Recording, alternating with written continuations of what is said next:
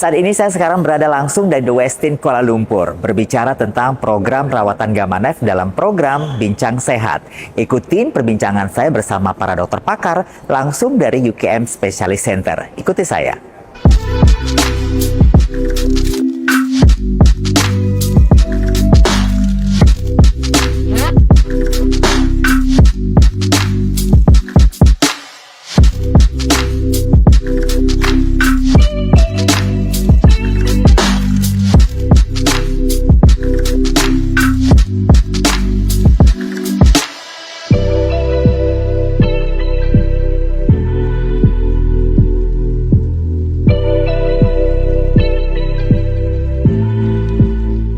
Assalamualaikum warahmatullahi wabarakatuh. Apa kabar Anda pemirsa Metro TV Sumatera Utara? Saya Zaki Yusuf hadir bersama Anda dalam program Bincang Sehat langsung dari The Westin Kuala Lumpur. Senang sekali untuk kali ini saya membawa dua narasumber saya yang akan berbicara tentang rawatan Gamma Knife. Kita akan berkenalan dulu. Yang pertama ada Asok Profesor Dato Dr. Jegan Tanabalan. Beliau adalah selaku konsultan new surgeon dari UKM Specialist Center Kuala Lumpur, Malaysia. Selamat siang, dokter. Dokter Jegan mungkin ya, saya akan lebih sapa menyapa Dokter Jegan. Selain Dokter Jegan, kita juga akan berkenalan dengan Dato Dr. Asmi Baharudin selaku Medical Director dari UKM Specialist Center. Kalau dengan Dato Asmi mungkin ini kedua kalinya ya. Kali kedua ya Datuk kita bertemu, kita akan berbincang masalah rawatan Gamma Knife. Dan untuk di awal ini saya ingin membicarakan bahwa Gamma Knife ini adalah sebuah perangkat medis yang digunakan untuk melakukan radioterapi pada area tertentu otak, pada bagian otak maksud saya, tanpa harus melakukan pembedahan terbuka. Lebih lengkapnya kita akan berbicara dengan Dr. Jegan seperti apa sebenarnya cara kerja dari Gamma Knife ini. Dr. Jegan, sebenarnya seperti apa tentang Gamma Knife ini Dr. Jegan? Ya, so Gamma Knife ialah satu rawatan pembedahan otak yang bukan invasif. Maksudnya kita tak perlu menjalankan pembedahan untuk potongkan kulit atau keluarkan tengkorak. Dia menggunakan cara pancaran gamma yang halus dan sangat tepat. Dia boleh sampai ke bahagian otak dengan tepat dan teliti. So, dia boleh merawat berbagai jenis masalah otak dan boleh merawat kanak-kanak dan orang dewasa. So, rawatan ini memang satu revolusi untuk pembedahan otak, dan pembedahan ini biasanya boleh dilakukan secara pesakit luar. Oke, dan yang lebih lengkap lagi, kalau kita berbicara tentang Gamma Knife ini berarti tidak ada melakukan pembedahan terlalu besar, begitu ya Dr. Jegan ya? Invasive surgery? Ya, so suaranya Gamma Knife. Knife itu pisau. Tapi sebenarnya tak ada pisau. Oh, dia pisau ini hanya gelombang mungkin ya? Ya, benar so ya? pancaran radioterapi. Oke. Saya mau berbicara tentang prosedurnya ini Dr. Jegan. Jadi mungkin pemirsa akan cari tahu sebenarnya seperti apa prosedur operasi yang dilakukan dengan cara Gamma Knife ini Dr. Jegan. So persiapan itu melibatkan pasien datang berjumpa dengan saya di klinik supaya kita boleh mengetahui tentang sejarah penyakit itu.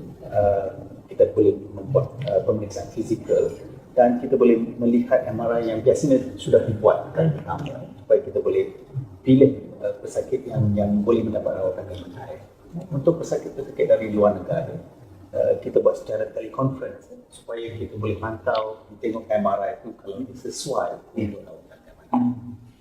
Dan pada hari yang pasien itu menerima Gamma Knife, dia akan datang pagi untuk mendapatkan satu MRI yang lebih teliti.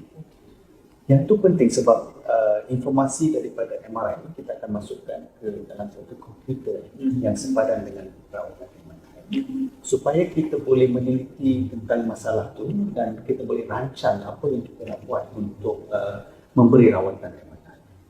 Tengok kalau ada apa-apa bahagian-bahagian yang penting yang kita kena cuba elakkan.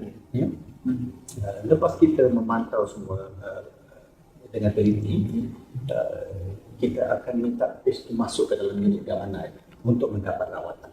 Oke, nah itu mungkin bicara masalah prosedur ya pemirsa Metro TV. Tapi saya ingin ajak Anda bahwasanya berbicara masalah sehat, kita semua ini harus sehat ya, Dr. Asmi dan juga Dr. Jen dan juga pemirsa Metro TV Sumatera Utara. Saya rasa Anda nggak perlu takut karena sekarang solusi teknologi juga cukup canggih sekarang ini Dr. Asmi dan Dr. Jegan. Tapi pertanyaan selanjutnya, saya masih ke Dr. Jegan juga ini. Kondisi medis seperti apa seorang pasien itu wajib atau hanya bisa diselesaikan dengan Gamma Knife, Dr. Jegan? So ada berbagai jenis kondisi yang kita boleh rawat menggunakan gamma knife. Prosedur yang biasa kita buat dah beberapa tahun adalah ketumbuhan otak yang binai, bukan kanser, seperti meningioma, tumor mungkin, tumor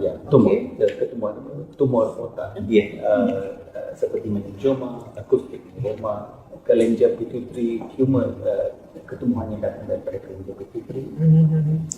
Sekarang kita juga merawat pesakit-pesakit yang sudah dibuat operation, tapi tumor tu yang tertinggal sebab mungkin dekat dengan kawasan-kawasan yang penting, kita boleh rawat dengan gamma knife juga. So ada juga jenis-jenis ketumbuhan yang datang daripada tempat lain yang seperti kanser. So pesakit-pesakit yang mengalami kanser paru-paru atau usus. Itu bisa juga dengan gamma knife.